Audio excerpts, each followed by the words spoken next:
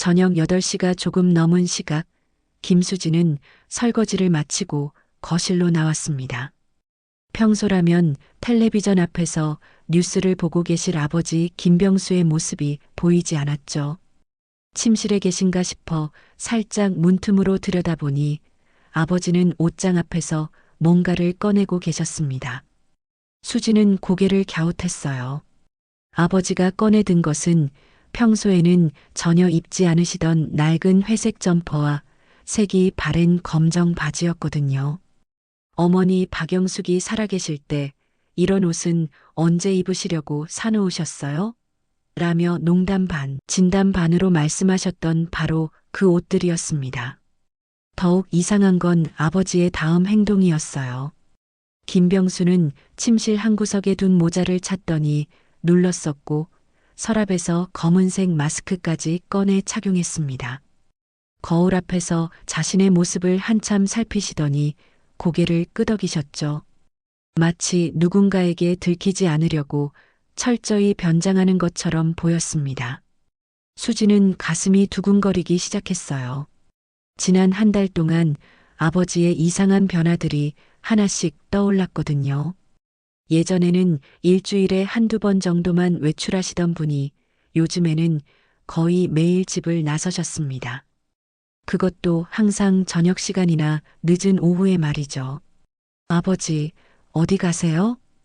수진이 조심스럽게 물어봤습니다. 아, 수진아. 잠깐 나갔다 올게. 김병수는 당황한 듯 돌아보더니 애매하게 웃으셨어요. 산책 좀 하고 올 거야. 하지만 수진의 눈에는 아버지의 표정이 평소와 달라 보였습니다. 뭔가 숨기는 듯한 불편한 기색이 역력했죠.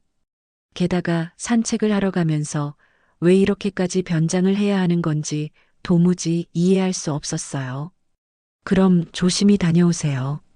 수지는 억지로 미소를 지으며 말했지만 마음속으로는 온갖 걱정이 밀려왔습니다. 아버지가 현관문을 나서신 후 수지는 거실에 주저앉았어요. 최근 들어 아버지의 변화가 하나둘이 아니었거든요.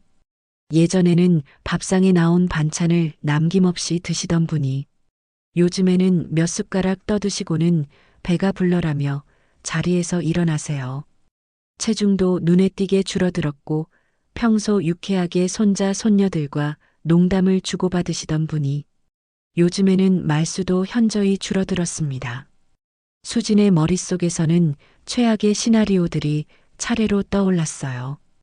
혹시 몰래 병원에 다니시는 건 아닐까?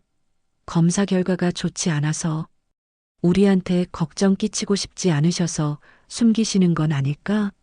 생각만 해도 가슴이 답답해졌습니다. 아니면 다른 문제일 수도 있었죠. 어머니 돌아가신 후 혼자 지내시면서 우울증이 생기신 건 아닐까? 아니면 어디서 빚을 지으셨거나 상상은 꼬리에 꼬리를 물고 이어졌어요. 남편 박도윤이 회사에서 돌아와 수진의 침울한 표정을 보고는 물었습니다. 왜 그래? 무슨 일 있어? 여보, 우리 아버지 요즘 좀 이상하지 않아?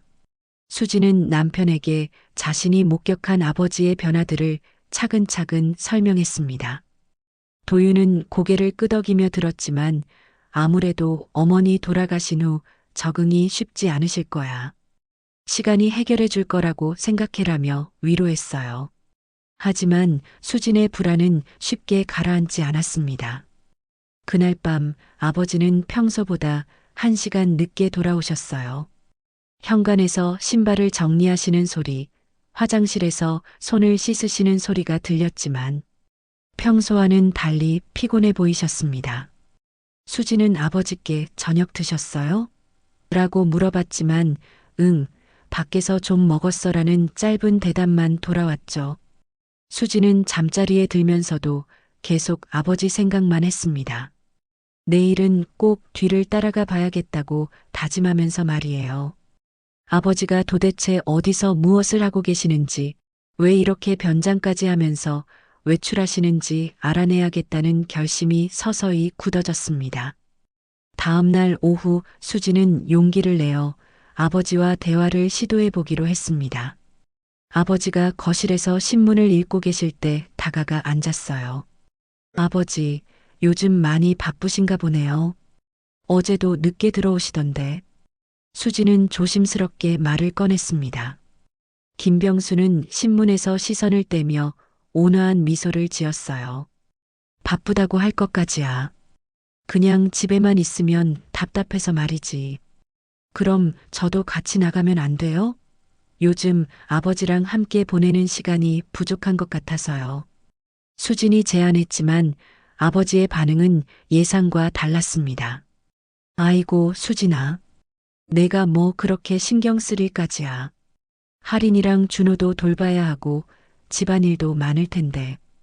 김병수는 여전히 웃으시며 말씀하셨지만 어딘가 어색한 기색이 역력했어요. 아버지는 혼자 다니는 게 편해. 걱정 마라. 수지는 더 이상 묻기가 어려워졌습니다. 아버지가 의도적으로 화제를 돌리려는 것 같았거든요. 결국 네, 알겠습니다라고 대답할 수밖에 없었지만 마음속으로는 더욱 확신이 들었어요. 분명히 뭔가 숨기고 계시는 게 맞다는 확신 말이죠. 그날 저녁 7시 수지는 거실 창문 커튼 사이로 밖을 내다보며 기다렸습니다. 아이들은 각자 방에서 숙제를 하고 있었고 남편 도윤은 아직 퇴근하지 않은 상황이었어요. 마침 1대1로 아버지의 행동을 관찰하기에 좋은 타이밍이었죠. 오후 7시 30분경 예상대로 아버지의 방에서 옷 갈아입는 소리가 들렸습니다. 수지는 가슴이 두근거리기 시작했어요. 어제처럼 다시 변장을 하고 나가실 게 분명했거든요. 수진아, 잠깐 나갔다 올게. 김병수는 어제와 똑같은 말씀을 남기고 현관문을 나서셨습니다. 수지는 재빨리 가디건을 걸치고 핸드백을 들었어요. 그리고 아버지가 충분히 멀어졌을 때 조용히 집을 나섰습니다. 다행히 아버지는 천천히 걸으셔서 놓칠 염려는 없어 보였어요. 김병수는 어제와 마찬가지로 검은 모자를 깊숙이 눌러 쓰고 마스크로 얼굴을 가린 채 걸어가셨습니다. 수지는 적당한 거리를 두고 따라가면서 마음속으로 동선을 기억해 두었어요. 집에서 나와서 큰 길로, 그 다음엔 상가 쪽으로 10분 정도 걸었을까요? 아버지가 멈춘 곳은 뜻밖에도 동네에서 가장 인기 있는 카페 온누리였습니다. 수지는 깜짝 놀랐어요. 아버지가 카페에 가실 이유가 전혀 없어 보였거든요. 평소에 커피는 집에서 타 마시는 게 제일이라고 말씀하시던 분이셨으니까요. 수지는 카페 맞은편 버스 정류장 뒤쪽으로 숨어서 상황을 지켜봤습니다. 아버지는 카페 안으로 들어가셨고 수지는 유리창 너머로 내부를 관찰할 수 있었어요. 카페 안에서 아버지는 카운터 앞으로 다가가셨습니다. 그리고 20대 후반으로 보이는 남자 직원과 뭔가 이야기를 나누기 시작했어요. 그 직원은 키가 크고 단정한 인상이었는데 아버지와 대화하는 모습이 처음 만난 사이는 아닌 것처럼 보였습니다. 수지는 입술을 꾹 깨물었어요. 두 사람의 대화 내용이 너무 궁금했거든요. 하지만 거리가 너무 멀어서 무슨 이야기를 나누는지 전혀 들을 수 없었습니다. 그런데 잠깐 뭔가 이상했어요. 아버지가 그 직원에게 작은 봉투 같은 걸 건네는 것 같았거든요. 직원은 그 봉투를 받으며 고개를 깊숙이 숙였습니다. 마치 감사의 인사를 드리는 것처럼 말이에요. 수진의 머릿속은 더욱 복잡해졌습니다. 돈을 주고 계시는 건가? 그럼 왜? 저 사람이 누구지? 온갖 추측이 머릿속을 스쳐갔어요. 대화가 끝날 무렵 수지는 아버지의 입모양을 유심히 관찰했습니다. 마스크 때문에 정확하지는 않았지만 늘 고마워라고 말씀하시는 것 같았어요. 그리고 그 말을 아주 낮은 목소리로 마치 비밀을 나누는 것처럼 속삭이듯 하셨습니다. 직원도 작은 목소리로 뭔가 대답했는데 수진으로서는 도무지 알아들을 수 없었어요. 다만 두 사람 모두 진지한 표정이었다는 것만은 확실했습니다. 아버지가 카페를 나오려는 기미를 보이자 수지는 재빨리 정류장 의자 뒤로 숨었습니다. 김병수는 카페 문을 나서서 잠깐 뒤돌아보더니 다시 걸음을 옮기셨어요. 이게 끝이 아니구나. 수지는 직감적으로 알 수 있었습니다. 아버지의 발걸음이 집으로 향하는 방향이 아니었거든요. 오히려 더 멀리 시내 중심가 쪽으로 향하고 계셨어요.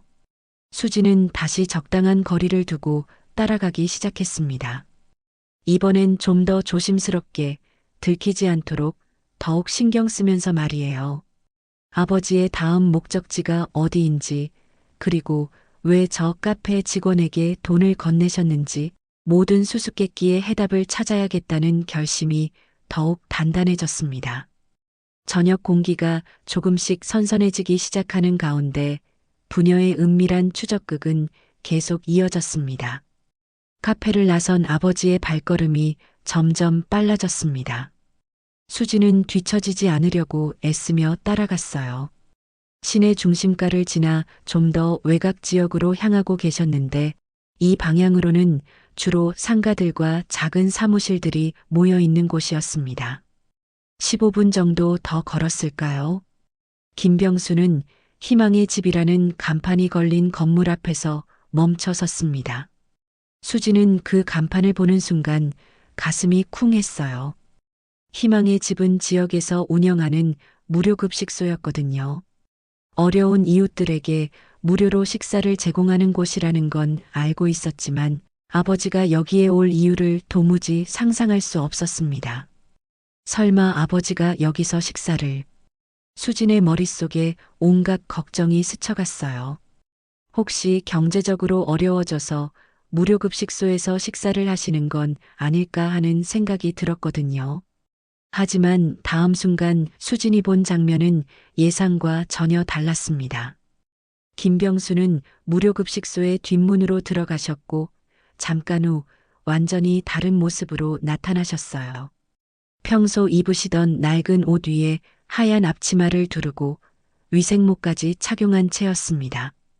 수지는 믿을 수 없다는 듯 눈을 비볐어요.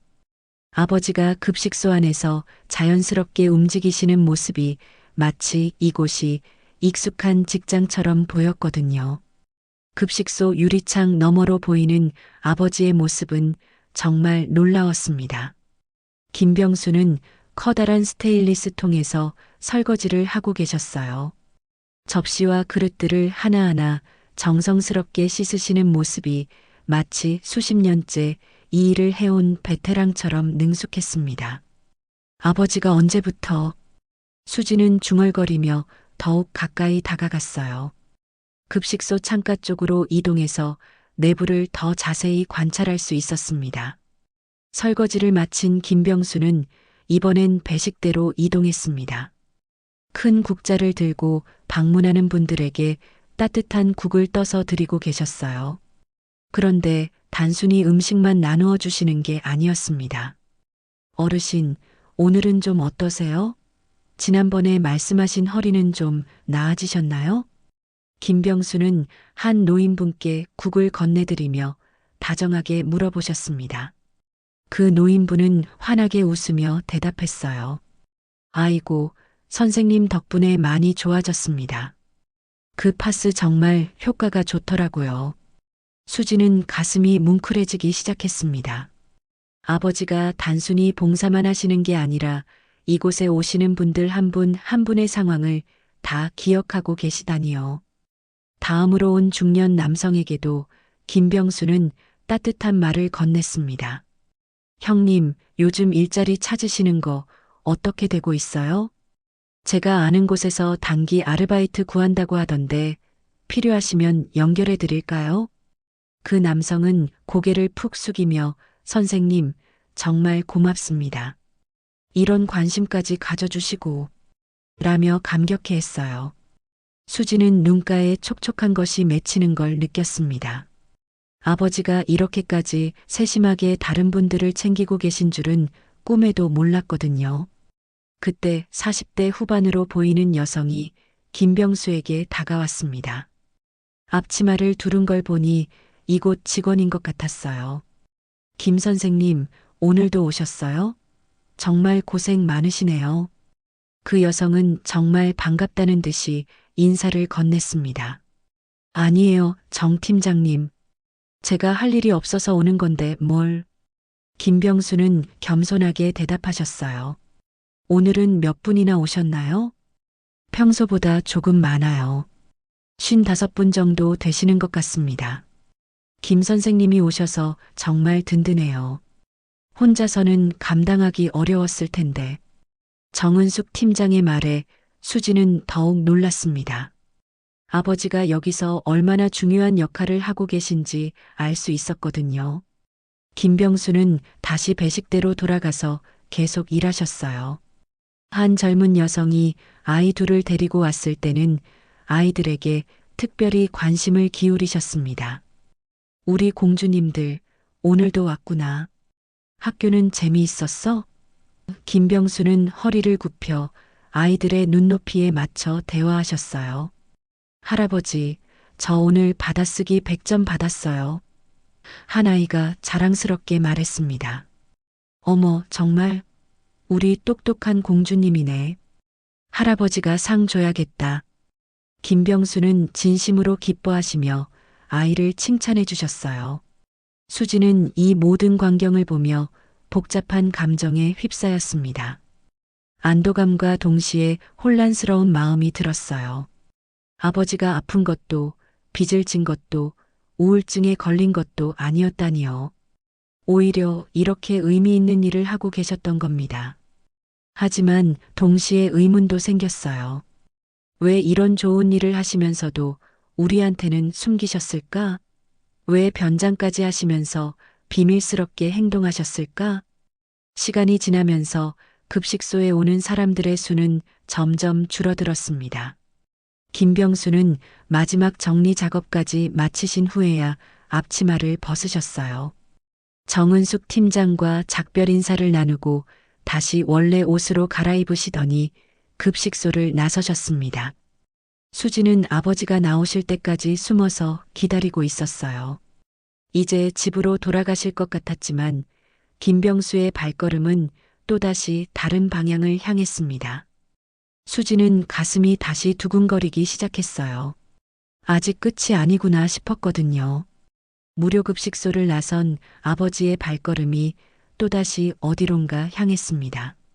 수지는 이미 한번 놀라운 장면을 목격한 터라 이번엔 무엇을 보게 될지 기대 반 걱정 반이었어요.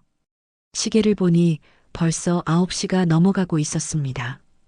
김병수는 주택가 사이의 좁은 골목길로 들어서셨어요.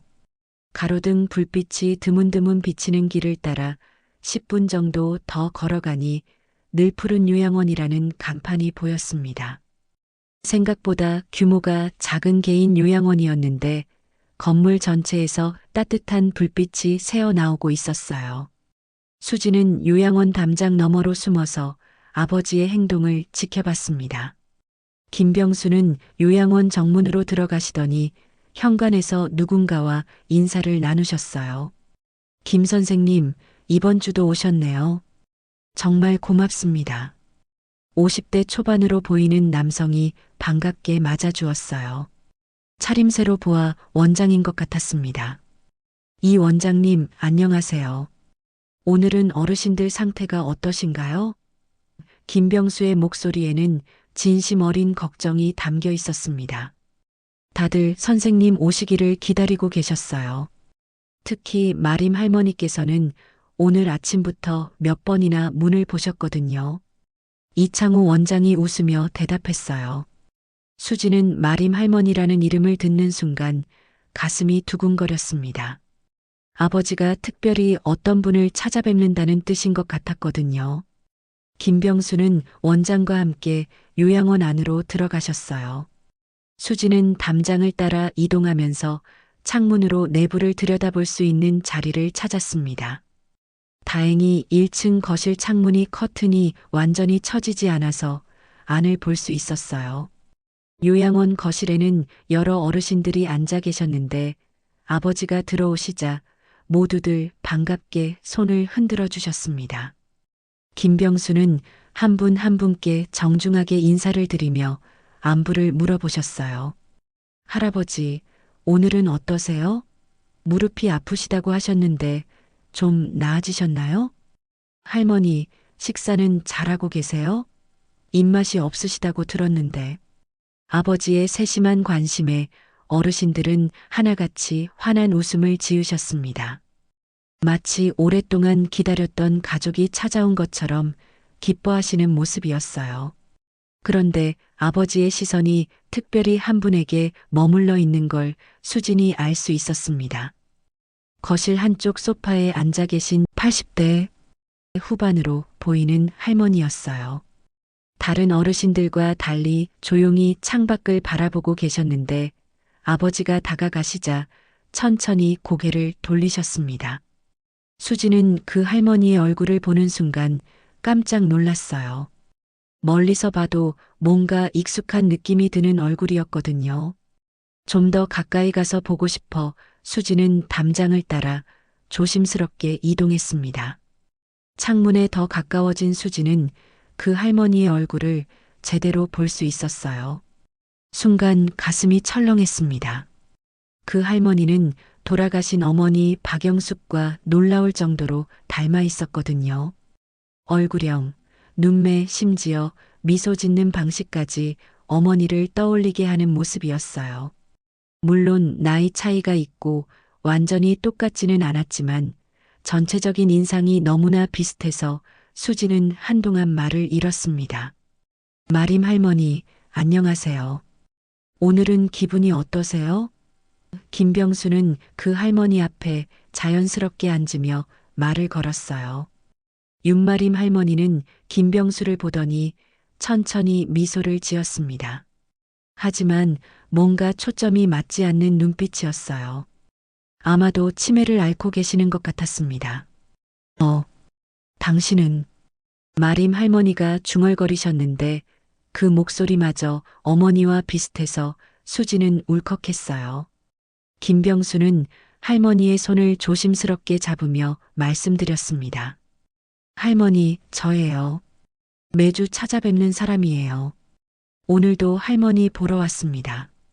그런데 수진이 보기에 아버지의 손이 미세하게 떨리고 있었어요. 그리고 할머니를 바라보는 아버지의 눈빛에는 뭔가 애틋하고 그리운 감정이 담겨 있었습니다. 할머니, 오늘 저녁은 드셨나요? 맛있었어요? 김병수는 부드러운 목소리로 계속 대화를 시도했습니다. 마림 할머니는 고개를 끄덕이시더니 갑자기 김병수의 손을 꼭 잡으셨어요. 고마워요. 정말 고마워요. 그 말을 하실 때 할머니의 눈에도 눈물이 글썽였습니다. 김병수는 할머니의 손을 두 손으로 감싸며 괜찮아요, 할머니. 제가 계속 찾아뵐게요라고 약속하셨어요. 그런데 그 말을 하실 때 아버지의 목소리가 약간 떨리는 것 같았어요.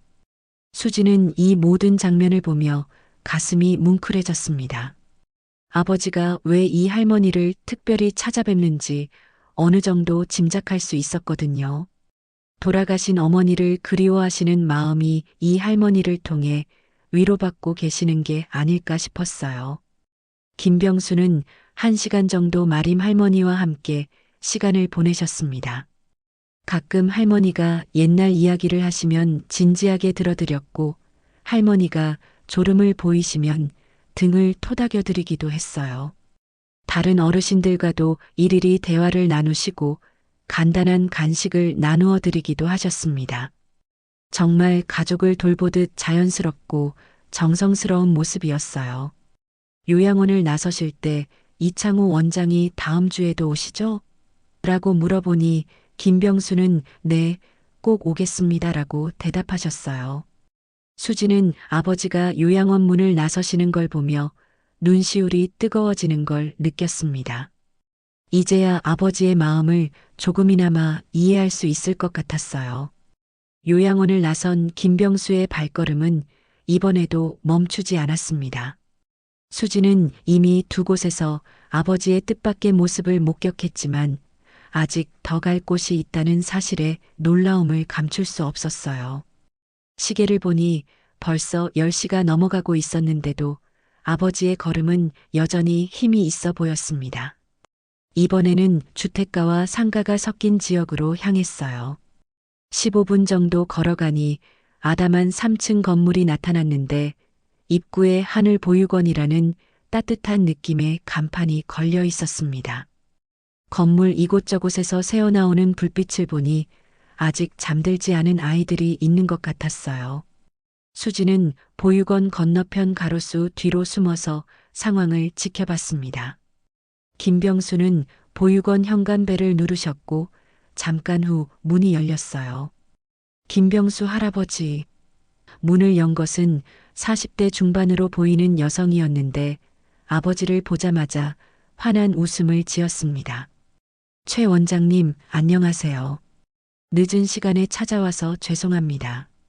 김병수는 정중하게 인사를 드렸어요. 아니에요, 할아버지. 언제나 환영이죠. 아이들이 할아버지 오시기를 얼마나 기다렸는지 몰라요. 최미라 원장의 목소리에는 진심 어린 기쁨이 담겨 있었습니다. 김병수가 보육원 안으로 들어가시자 곧바로 여러 아이들의 목소리가 들려왔어요. 할아버지, 할아버지 왔다. 할아버지, 저희 기다렸어요. 아이들의 환성 소리가 보육원 밖까지 들릴 정도였습니다. 수지는 창문 쪽으로 조심스럽게 다가가서 내부를 들여다봤어요. 보육원 거실에는 5살부터 10살 정도로 보이는 아이들 7명이 김병수 주위로 몰려들어 있었습니다. 아이들은 하나같이 아버지를 할아버지라고 부르며 안기려고 했어요. 우리 예쁜 친구들, 안녕? 할아버지 보고 싶었지? 김병수는 무릎을 굽혀 아이들의 눈높이에 맞추며 따뜻하게 말씀하셨습니다. 네, 할아버지, 저 오늘 그림 그렸어요. 보여줄게요. 한 여자아이가 신나게 말하며 종이를 들고 왔어요. 어머, 정말 예쁘게 그렸네. 우리 지우가 화가가 되겠는걸? 김병수는 진심으로 감탄하시며 아이의 머리를 쓰다듬어 주셨어요. 수지는 이런 아버지의 모습을 처음 봤습니다. 집에서 할인이와 준호를 대할 때도 자상하셨지만 이 아이들을 대하시는 모습은 더욱 특별해 보였어요. 마치 자신의 손자 손녀들을 대하는 것 이상으로 애정이 넘쳐났습니다. 김병수는 가져온 큰 봉지에서 여러 가지 물건들을 꺼내기 시작했어요. 아이들이 좋아할 만한 과자들, 색연필, 공책, 그리고 겨울이 다가오는 걸 대비한 것 같은 장갑과 목도리들이었습니다. 와, 할아버지가 또 선물 가져오셨다. 아이들은 환호성을 질렀어요. 하나씩 나누어 가져야 해. 서로 양보하면서 말이야. 김병수는 아이들에게 질서 있게 나누어 주시면서도 각자의 이름을 하나하나 부르며 개별적으로 관심을 보였습니다. 민수야, 이 장갑은 내 손에 맞을 것 같은데? 한번 껴볼래? 수정아, 이 색연필로 그림 더 예쁘게 그릴 수 있겠네? 최미라 원장은 이런 모습을 지켜보며 김병수에게 다가왔어요. 할아버지, 이번 달 지원금도 잘 받았습니다. 정말 어떻게 감사를 드려야 할지. 수지는 지원금이라는 말을 듣고 귀를 쫑긋 세웠습니다. 아버지가 이 보육원에 정기적으로 후원을 하고 계신다는 뜻인 것 같았어요. 그런 말씀은 마세요. 제가 할 수 있는 일이니까요. 김병수는 겸손하게 대답하시며 아이들과 계속 놀아주셨습니다. 1시간 정도 아이들과 함께 시간을 보낸 후 김병수는 최미라 원장과 따로 이야기를 나누셨어요. 수지는 두 사람이 원장실로 들어가는 걸 보고 조심스럽게 창문 쪽으로 더 가까이 다가갔습니다. 원장실 창문으로 보니 김병수가 작은 서류함을 열어보고 계셨어요. 그 안에는 여러 가지 문서들이 정리되어 있는 것 같았는데 수지는 그중 한 파일의 표지를 보고 깜짝 놀랐습니다. 고 박영숙 기금이라는 글자가 선명하게 써져 있었거든요. 어머니의 이름이 박혀 있는 그 파일을 아버지는 조심스럽게 꺼내서 내용을 확인하고 계셨어요. 수진의 눈에 눈물이 글썽거렸습니다. 아버지가 어머니의 이름으로 기금을 만들어서 이 아이들을 돕고 계셨다니요. 어머니가 살아계실 때 늘 어려운 아이들 도와주는 게 제일 보람된 일이라고 말씀하시던 게 생각났어요. 최미라 원장이 어머님이 정말 자랑스러워 하실 거예요. 이렇게 좋은 일을 계속 이어가 주셔서라고 말하자 김병수는 잠깐 먼 곳을 바라보시며 영숙이가 제일 좋아했던 일이었거든요 라고 조용히 대답하셨어요. 그 말을 들은 수지는 더 이상 눈물을 참을 수 없었습니다. 아버지가 어머니를 그리워하시는 마음을 이런 식으로 표현하고 계셨다니 정말 몰랐던 일이었어요. 서류를 정리하신 김병수는 다시 아이들이 있는 거실로 나가셨습니다. 아이들은 여전히 할아버지 주위에 모여 있었고 이제 잠자리에 들 시간이 다가오고 있었어요. 할아버지, 언제 또 와요? 한 남자아이가 아쉬워하며 물어봤습니다. 곧 또 올게. 우리 친구들 말 잘 듣고 건강하게 지내야 해. 알았지? 김병수는 아이들 한 명 한 명과 작별 인사를 나누셨어요. 보육원을 나서시면서 최미라 원장이 다음 달에도 뵈어요라고 인사하자 김병수는 네, 꼭 오겠습니다라고 약속하셨습니다. 수지는 아버지가 보육원 문을 나서시는 걸 보며 복잡한 마음이었어요. 감동과 동시에 미안한 마음이 들었거든요. 이렇게 의미 있는 일을 하고 계시는데 자신은 의심의 눈초리로만 바라봤다는 게 부끄러웠습니다. 이제 진짜 집으로 돌아가실 것 같았어요. 수진도 서둘러 아버지보다 먼저 집에 도착해야 했습니다. 보육원을 나선 김병수의 발걸음이 이번에는 집 쪽으로 향했습니다. 수지는 아버지보다 먼저 집에 도착해야 한다는 생각에 다른 길로 돌아가려고 했어요. 하지만 발이 쉽게 떨어지지 않았습니다. 지난 몇 시간 동안 목격한 모든 것들이 머릿속에서 빙빙 돌았어요. 무료급식소에서 설거지를 하시며 한 분 한 분과 눈높이를 맞춰 대화하시던 모습, 요양원에서 돌아가신 어머니를 닮은 할머니를 애틋하게 돌보시던 모습, 보육원에서 아이들과 진심으로 놀아주시며 어머니의 뜻을 이어가시는 모습까지 수진의 가슴은 복잡한 감정들로 가득 찼습니다. 감동과 미안함, 그리고 자랑스러움이 뒤섞여 있었어요. 더 이상 아무것도 모르는 척 할 수 없었습니다. 김병수가 집에서 2블록 정도 떨어진 조용한 골목길을 지나가실 때 수지는 더 이상 참을 수 없어서 뒤에서 불렀어요. 아빠. 김병수는 깜짝 놀라며 뒤돌아보셨습니다. 어둠 속에서 수진의 모습을 알아보시는데 몇 초가 걸렸어요. 수진아, 너 왜 여기 있니? 아버지의 목소리에는 당황과 함께 걱정이 섞여 있었습니다. 수진은 천천히 아버지에게 다가갔어요. 가로등 불빛 아래 서니 아버지의 얼굴이 더욱 선명하게 보였습니다. 평소보다 야윈 듯한 얼굴에는 피곤함이 역력했지만 동시에 뭔가 평온한 표정도 있었어요. 아빠, 왜 숨기셨어요? 수진의 목소리가 떨렸습니다. 왜 이렇게 좋은 일을 하시면서도 저희한테는 말씀 안 하시고. 김병수는 잠시 말을 잃었어요. 수진이 자신의 행동을 알고 있다는 것을 깨달으신 것 같았습니다. 아버지는 모자를 벗으시고 마스크도 내리신 후 깊은 한숨을 쉬셨어요. 언제부터 알았니? 김병수의 목소리는 조용했습니다. 오늘 따라왔어요. 카페에서부터 급식소, 요양원, 보육원까지 다 봤어요. 수지는 솔직하게 대답했습니다. 아빠가 왜 변장을 하시고 나가시는지 너무 궁금해서. 김병수는 잠시 침묵하셨습니다. 그리고는 벤치가 있는 쪽으로 걸어가셔서 천천히 앉으셨어요. 수진도 아버지 옆에 앉았습니다. 수진아. 김병수가 입을 열었습니다. 내 엄마가 하던 걸 내가 이어야지. 그 사람이 제일 좋아했던 일이었거든.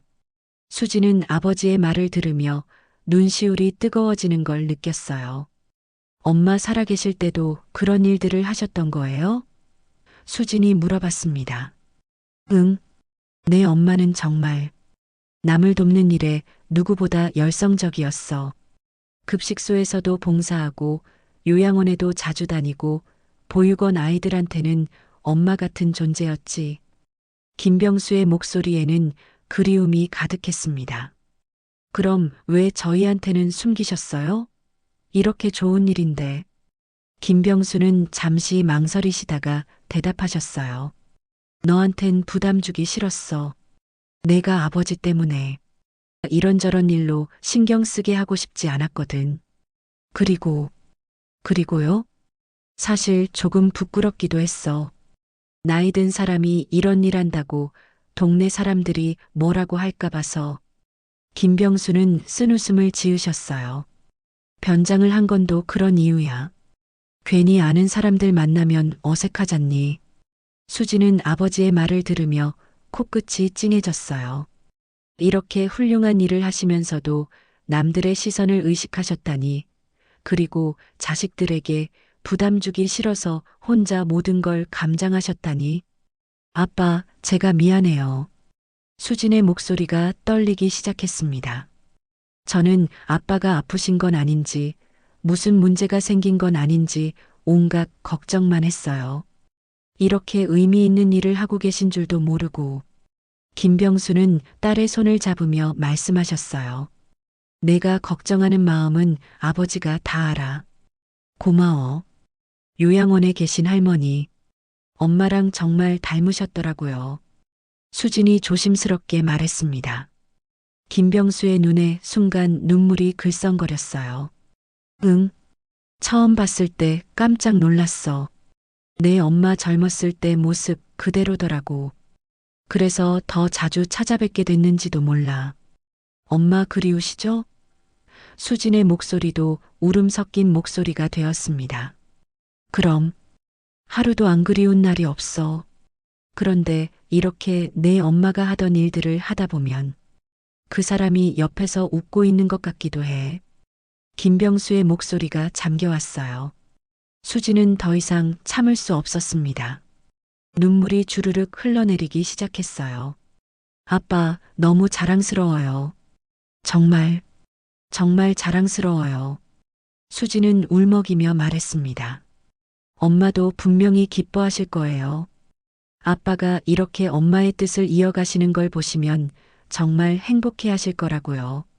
김병수도 눈물을 글썽이시며 딸을 바라보셨어요. 고마워, 수진아. 내가 이해해줘서 정말 고마워. 수지는 더 이상 말할 수 없어서 아버지를 꽉 껴안았습니다. 오랫동안 참았던 감정들이 터져 나왔어요. 걱정, 미안함, 자랑스러움, 사랑. 모든 감정이 뒤섞여 눈물로 흘러나왔습니다. 아빠, 앞으로는 숨기지 마세요. 저도 같이 도울게요. 엄마가 하시던 일이라면 저도 당연히 이어가야 하는 거잖아요. 수진이 아버지를 아는 채로 말했습니다. 김병수는 딸의 등을 토닥이며 그래, 우리 함께 하자라고 대답하셨어요. 부녀는 그렇게 한동안 서로를 끌어안고 있었습니다. 가로등 불빛 아래 오해와 걱정이 사라지고 이해와 사랑만 남은 따뜻한 순간이었어요. 부녀가 서로 껴안고 한참을 울었을 때 김병수가 먼저 몸을 일으키셨습니다. 수진아, 우리 차라도 한잔하면서 이야기할까? 너한테 해주고 싶은 말이 많아. 아버지의 목소리는 한결 편안해져 있었어요. 네, 좋아요.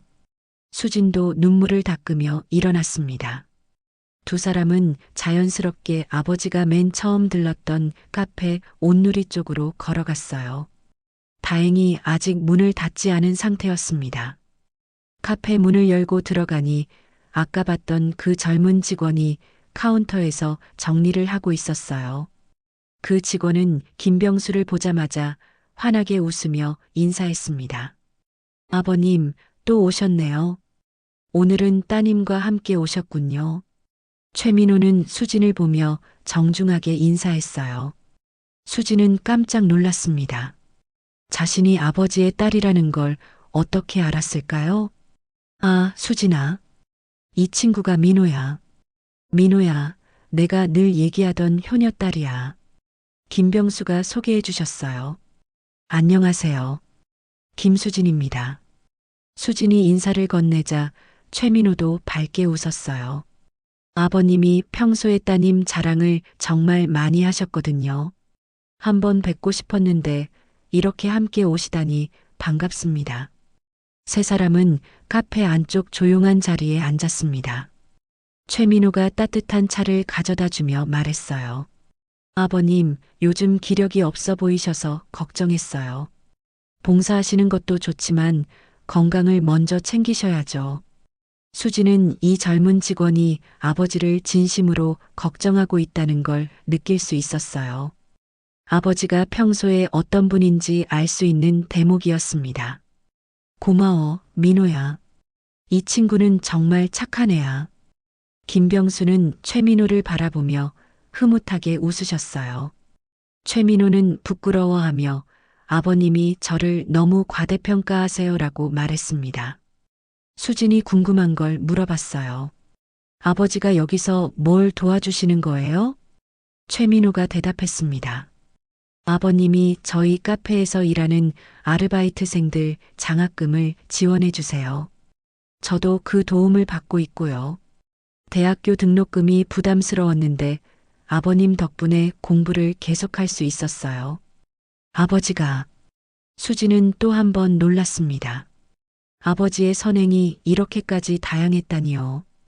김병수는 민망해 하시며 손을 흔들었어요. 그런 거 아니야.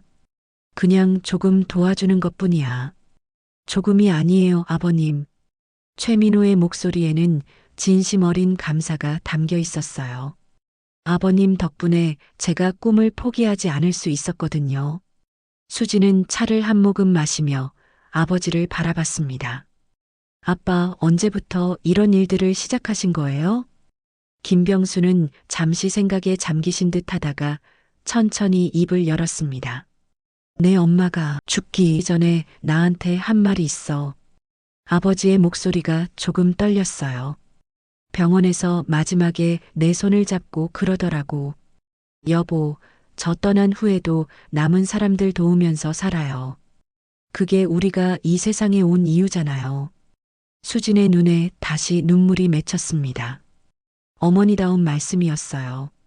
처음에는 정말 막막했어. 내 엄마 없이 어떻게 살아야 할지 모르겠더라고. 김병수가 계속 말씀하셨어요. 그런데 내 엄마가 하던 일들을 하나씩 찾아가면서 하다 보니 조금씩 살아갈 이유가 생기더라고. 최민호도 진지한 표정으로 듣고 있었어요.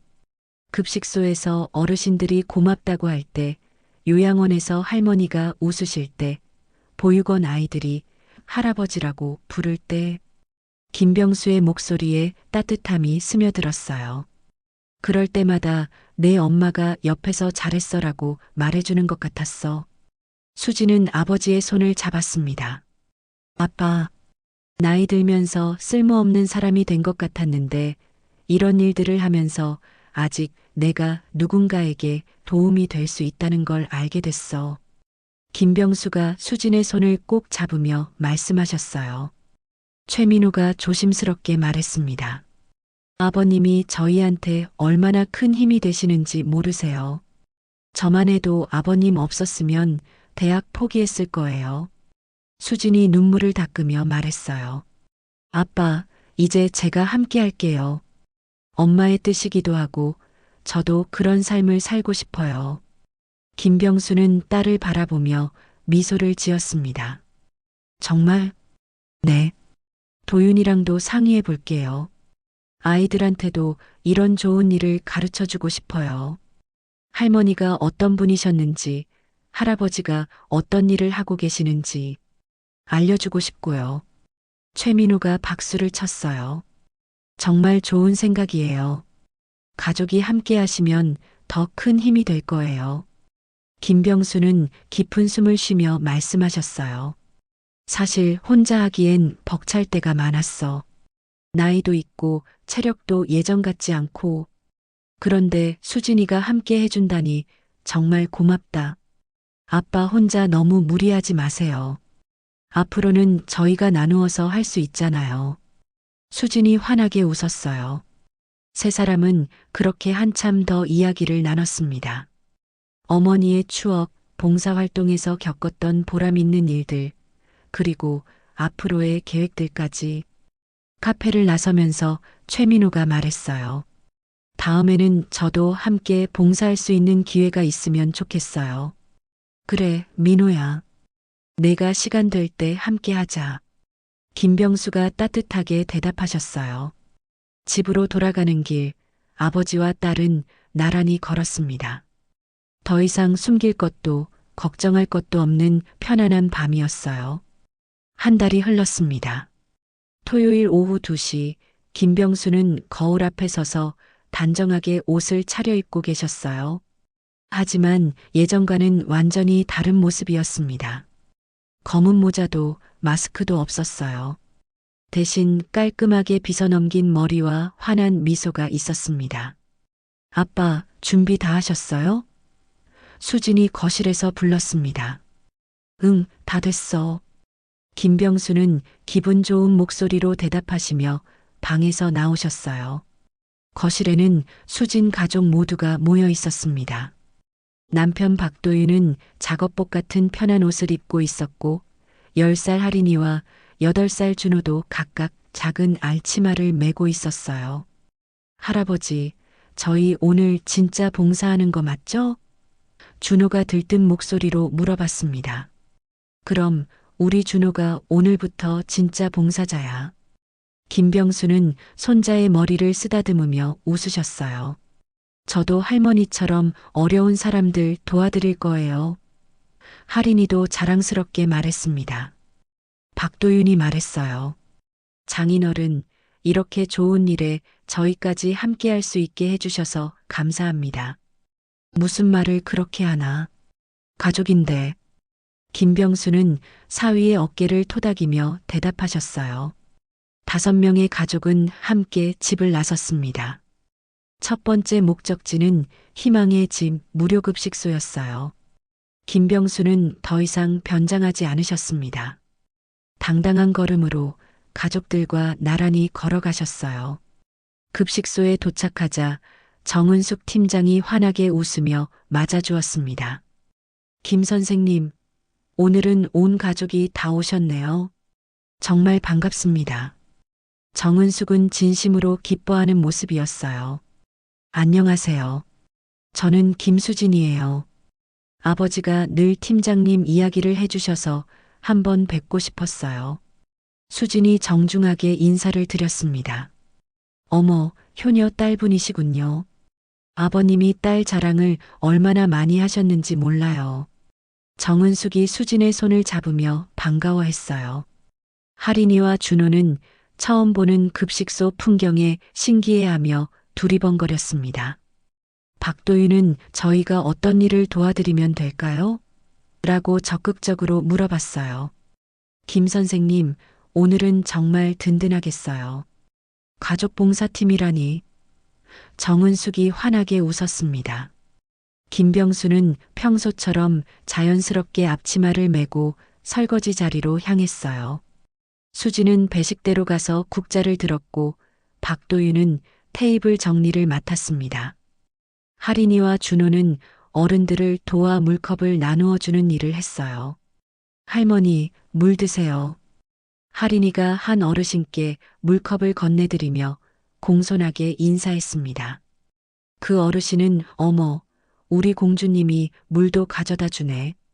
고마워라며 할인이의 머리를 쓰다듬어 주셨어요. 준호도 열심히 도왔습니다. 할아버지, 여기 앉으세요. 빈자리를 안내해드리며 의젓하게 행동했어요. 수지는 배식을 하면서 아버지가 평소에 어르신들과 어떻게 대화하시는지 직접 보게 되었어요. 한 분 한 분의 안부를 물어보시고 개인적인 상황까지 기억해서 관심을 보이시는 모습이 정말 인상 깊었습니다. 2시간 정도 봉사를 마친 후 가족들은 늘 푸른 요양원으로 향했습니다. 이창호 원장이 문 앞에서 기다리고 있었어요. 김 선생님, 오늘은 온 가족이 다 오셨군요. 어르신들이 얼마나 기뻐하실지 벌써 기대됩니다. 이창호 원장이 반갑게 맞이했습니다. 요양원 안으로 들어가자 어르신들이 하나둘 거실로 나오셨어요. 김병수를 보시고는 모두들 환하게 웃으셨습니다. 김 선생님, 오늘은 손자, 손녀까지 데려오셨네요. 한 할머니가 기뻐하시며 말씀하셨어요.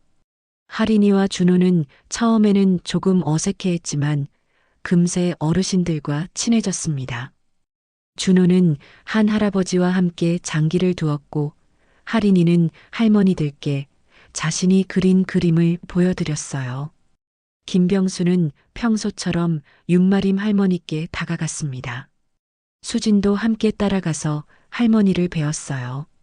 할머니, 안녕하세요. 저는 수진이에요. 수진이 할머니의 손을 잡으며 인사드렸습니다.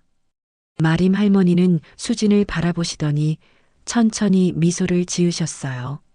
예쁜 딸이네. 정말 예뻐. 김병수와 수진은 할머니와 함께 시간을 보냈습니다. 아버지가 평소에 할머니를 얼마나 정성스럽게 돌보시는지 수진은 직접 확인할 수 있었어요. 마지막으로 한울보육원을 방문했습니다. 최미라 원장이 아이들과 함께 반갑게 맞아주었어요.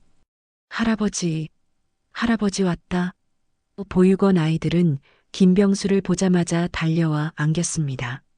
오늘은 친구들도 함께 왔네? 한 아이가 할인이와 준호를 보며 물어봤어요. 안녕, 나는 할인이야. 너는 몇 살이야? 할인이가 먼저 말을 걸었습니다.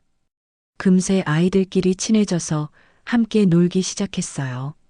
박도윤은 보육원 아이들과 축구를 했고 수지는 여자아이들과 함께 인형놀이를 했습니다. 김병수는 최미라 원장과 함께 고 박영숙 기금 관련 서류를 정리했어요. 이제는 수진도 함께 참여해서 어머니의 뜻을 더욱 체계적으로 이어갈 수 있게 되었습니다. 할아버지, 다음에 또 와요. 보육원을 떠날 때 아이들이 아쉬워하며 손을 흔들었어요. 그럼 우리 자주 올 거야. 김병수는 환한 미소로 대답하셨어요. 집으로 돌아가는 길 5명의 가족은 모두 행복한 표정이었습니다. 할아버지, 오늘 정말 재미있었어요. 준호가 신나게 말했어요. 저도요. 다음 주에도 또 가요. 할인이도 들떠 있었습니다. 여보, 정말 보람 있는 하루였어. 박도윤이 수진에게 말했어요. 수진은 아버지의 팔짱을 끼며 말했습니다. 아빠, 이제 변장 안 하셔도 되니까 좋죠? 김병수는 웃으며 대답하셨어요.